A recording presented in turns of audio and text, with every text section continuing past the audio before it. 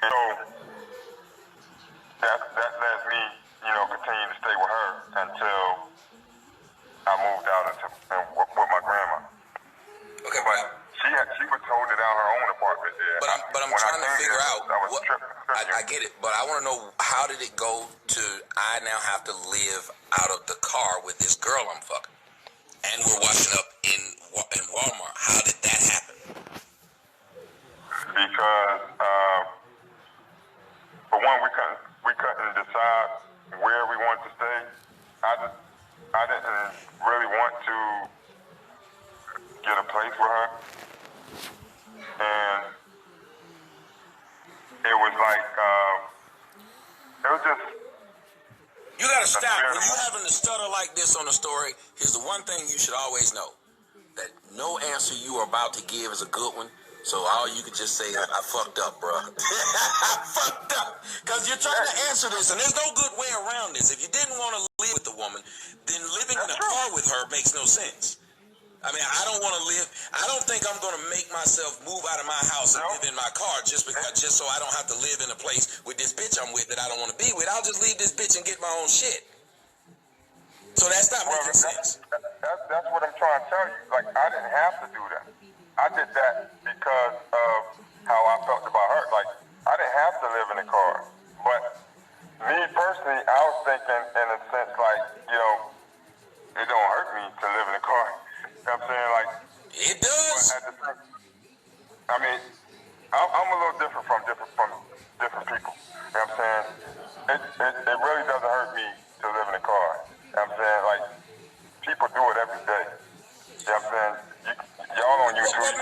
What I'm saying is you said you were working. When I tried to say that you weren't working, your wife jumped in and said, no, he's a breadwinner. Well, a breadwinner ain't gonna just live in his car and take a bath in Walmart, because you gotta go to work. Well, let's back up. When my wife was telling you about me being a breadwinner, she's talking about before in our marriage. And that's why I asked, how did it get to that point then? Do you understand the question? I no longer had that job anymore. I was working for Coca-Cola. I no longer had that job anymore. So that's what I'm trying to figure out. That's it. I was trying to figure out, how did it get so bad? Because nobody willingly just lives in a car, especially with a girl that they having sex with raw, and take a bath in Walmart if they have the funds to not do that.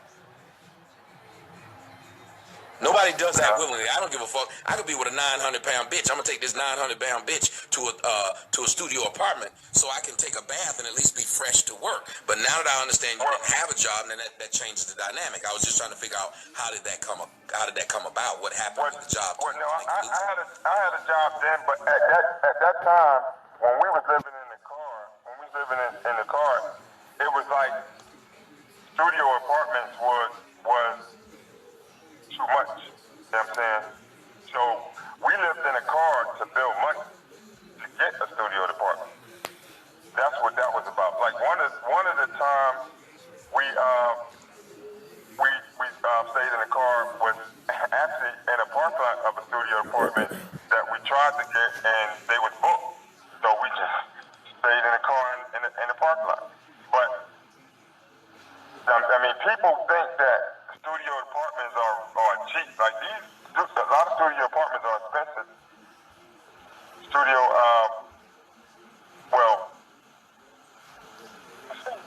Studio apartments, hotels, all these things are expensive. It's very expensive to rent a damn hotel. Hell, if the hotel's just $30 a day, that's still a lot of damn money a month. Yeah, so we stayed in the car to build up. Okay, so what was... For one, I was the only one that was pretty much bringing in money. You know what I'm saying? Like, she would say different things about what she had or what she can get, but I found out her main sources was basically, people donating on YouTube. Yeah, I've heard her video. She said she gave up at least 5 streams of income to be with you. That's a lie. That's what she said. If you want to call it that, she only had, well, I would say 3 that I know of, and I ain't see no income coming through but through one, and that was Uber. Like her magazine that she claimed, that her and her ex at the time, she wasn't making no money for that. He was making all the money, and she was would constantly, talk about that. And what was the other? And then on YouTube, that wasn't bringing in shit. She was talking about how she got to change her videos and some words she used. I can't remember what it was, but she had to make it a certain way to where she can get paid or something like that, because that wasn't bringing in no money. So that's how I found out, like, most of the money was coming from basically donations, because YouTube wasn't bringing in shit. Like, she talked about me, not making money, but I was the one who was keeping us afloat. You know what I'm saying? Of course, I ain't have no, white collar job, but I made money to keep us afloat and to keep us in a lot of them hotels that we were staying in. Like, she looked for me to do that. Well, here's what I do want to say, and we're getting to like the first part where I'm about to break it. So guys, thank you guys very much for joining. We got my man Priest here, and we're about to get to the meat of the discussion. Priest and his wife Sonia are here, and they're talking about Son Saray, and we're about to get into all of the problems that they've had to go through since this woman has given birth to his child. So I'd like to thank you guys for joining. Make sure while you're here, guys, make sure you click that like button and that share button. It brings so many more people here. There's 2,666 people here, and that scares me because of all those damn sixes.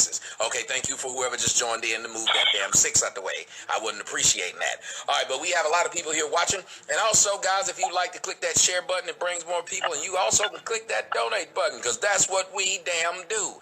And while I'm here, let me read a couple of people who sent their stuff in. Daniel B. put in $10 and said, keep it 100. Lamar J. put in $10 and said, keep doing great things, Tommy. Jose G. put $10 on and said, hey, live. Oh, wait. Jose the Mexican. And Andrea D. DB put from Debuty. Says, much love from the Viper Pit. Thank you. She put 25 on it. And my girl Samantha. She said, let's start this thing off right. She put $100 on and said, what happened to my wrench on the channels? You know I'm a supporter. If I fucked up, let me know. No, dear, this is just a different channel. Do not do the, guys, if you can, do not do the super chat. I haven't turned it off, but don't do the super chat. Do the Cash App or do stuff like that. I'll read the Cash App people at the end. But I'd like to thank Priest and Sonia for joining us here on the show. And before we go to the second half, I want to say something to you, Priest, because I heard her say something today. And just how easily she lies scares me. Let me explain. She was trying to tell a woman that her company that she's on YouTube with is going to sue because she's now a part of a network, and that network is out is forcing her to make a certain amount of videos a day. The network looks out for her and flags down people's shit. The network is bringing in thousands of dollars. First off, ladies and gentlemen, y'all know I'm a bigger YouTuber than her. Yes. You know I've been with several of these damn companies. Yes. It's a fucking lie. Have any of those companies protected me and I was bringing them actual millions of dollars? No, they did not. Did they actually fight for me legally? No, they did not. Did they ever tell me I have to do a certain amount of videos a day? No, they did not. And if this woman's telling you this lie, all you got to do is look at me and say, Tommy is like 1,000,000 times bigger than you. So why would they make you have to do a certain amount of videos? Why would they protect your damn image, but they didn't protect his? That's a lie. And the fact that she would tell this lie publicly lets me know there's something wrong with her. So when I get back, I'm going to talk to Priest and his wife, and I'm going to ask Priest specifically about her propensity to lie. So, ladies and gentlemen, y'all hold on 1 second. We're going to go to a small break, and we're going to be right back. Now, Priest, you get to hear one of my songs, so I hope you enjoy it. This is called That Fuck Nigga Need to Die.